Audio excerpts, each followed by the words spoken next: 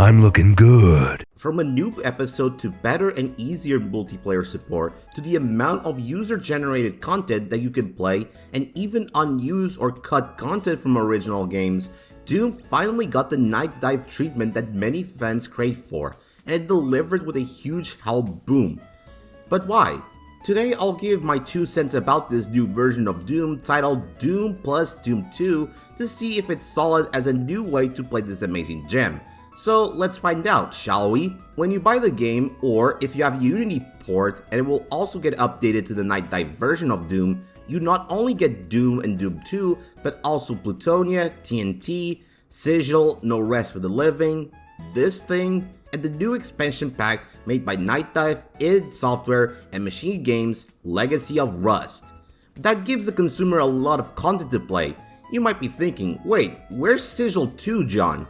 Sadly, it's not here, because I assume it was released too late during the development of the port, but no worries, you can still play it in this port, we'll get to that later. In addition to this, the remaster allows you to choose between the remix and an original soundtrack. The remix soundtrack uses the songs from the indie KFA soundtrack, which was created by Andrew Husholt, who also composed the soundtrack of Dusk and Doom Eternal Ancient Gods, and it is, what else, excellent. The remix soundtrack really gives the games a new lease of life, particularly Doom, Doom 2, No Rest for the Living, and Plutonia, given that these games use Doom and Doom 2 music. Here, take a listen.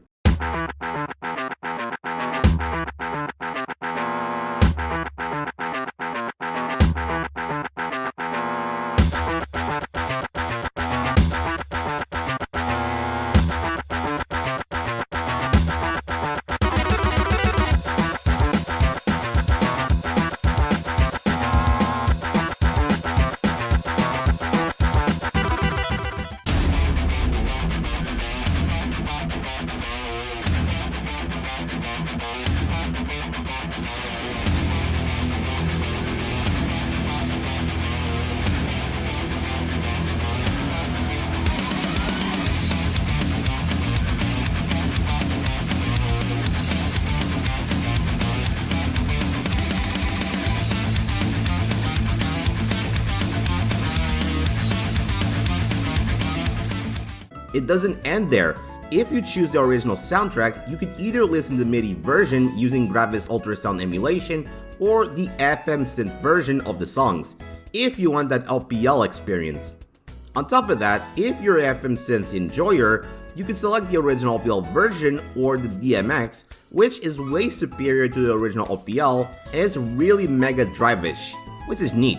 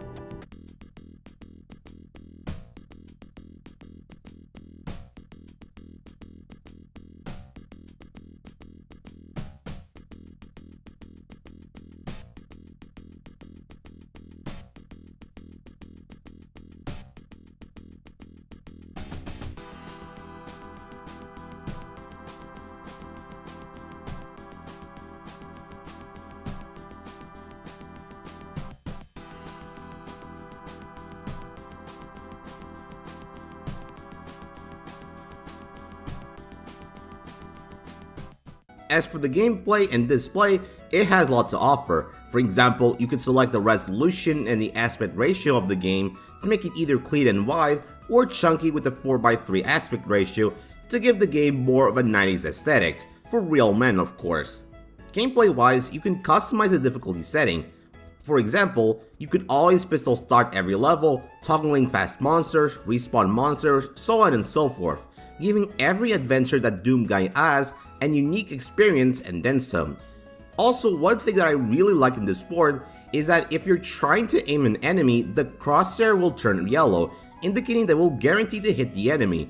This is pretty cool for the pistol, super shotgun, plasma rifle, and the chain gun. The multiplayer part of Doom also got better, being way more accessible to newcomers. With crossplay support as well as new deathmatch maps included with the KEX port, you could also do split screen up to 8 players locally. Yep, the iconic couch multiplayer is back in brute force, baby. Similar to the KEX versions of Quake 1 and 2, Doom also has a new expansion pack named Legacy of Rust, featuring 16 levels divided into 2 episodes of pure carnage like you never seen before. What about my thoughts on this new WOD? Man, oh man, it is marvelous and challenging, possibly even more than Plutonia in some ways, and that is saying something. The level design is really damn good, even putting other custom WODs like Alder Zedith, Sunlust, and Eversight 2 to shame, though I will say that E1M6 of Legacy of Rust is machine games at their most sadistic. Pistol starting this stage is cruelty, since you only use the Incinerator and the Calamity Blade, and you better not waste the ammo like an idiot because you will have a bad time. Trust me. It has 2 new weapons, the Incinerator and the Calamity Blade, and for the most part, they're pretty good. The Incinerator is pretty damn good. You can cook any demon into demonic risotto, or even a fried demon meat if you prefer. As for the Calamity Blade, it has a unique mechanic in it. If you keep holding the fire button, you can fire a lot of projectiles in a spread that can eviscerate almost any demon around you. Hell, you could even slide 50 demons at once with this sweet toy. Hot take, but I actually think the Calamity Blade is a better BFG weapon than the original BFG from the original Doom. This one also features new enemies, like the Banshee, which is actually a sentry drone but demonic. Ghouls are like the Lost Souls with the ability to shoot projectiles. Mindweavers are the mini versions of the Spider Mastermind. Shock Troopers have plasma rifles that can kill you. Vazagos can throw fireballs at you. And the Tyrant, which is a mini version of the Cyber Demon, except he is bald. Fun fact about some of the enemies in Legacy of Rust is that few of them were inspired by old unused or cut content during the development of Doom, which brings us to the id Vault. And I find very fascinating how many things were changed during the creation of Doom, ranging from how the weapons were designed, some animations of some demons were removed, graphics and assets, etc. I always love when there's episodes of certain games have beta stuffs restored. Duke Roll Tour did this to an extent, with the Incinerator being an evolved version of the flamethrower that was removed during the development of the game. But here in Doom, this is radical as heck. I would like to go in depth about the cut content from Doom, but Destino and Doom Kid already covered that, so you can check them out. The links of their videos are in the description below. Another question about the remaster is, does it work on the Steam Deck? Well, yes, even though it says unsupported, it works flawlessly.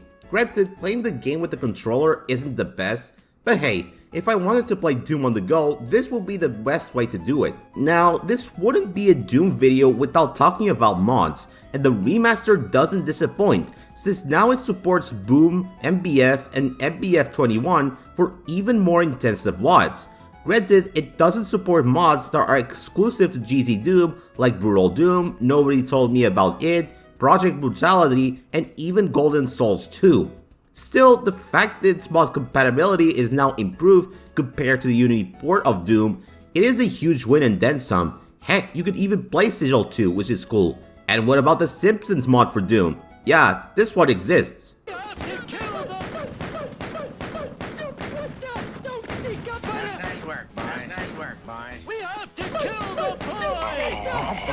Now that is peak modding. So, what are my thoughts about the Nightdive version of Doom? Well, it's very good. Like all of their remasters, it has a great Steam Deck support, even though it still says unsupported for some reason. The new episode is amazing, the fact we can see unused cut content of the development of the game is fascinating, as well as the remix soundtracks, the quality of life improvements, and better multiplayer options. Nightdive has outdone themselves once again, and I believe that the port will get better and better in the future. If you haven't tried Doom yet, it's only 10 euros and it's a fucking steal. So what are you waiting for? Christmas? Go buy it now and rip a tear until it's done. Thank you so much for watching this video. Make sure you hit the like button and subscribe for more content. And let me know in the comments below, what do you think about this port? Is it good? Whatever it is, let me know in the comments. And that is all folks, see you next time.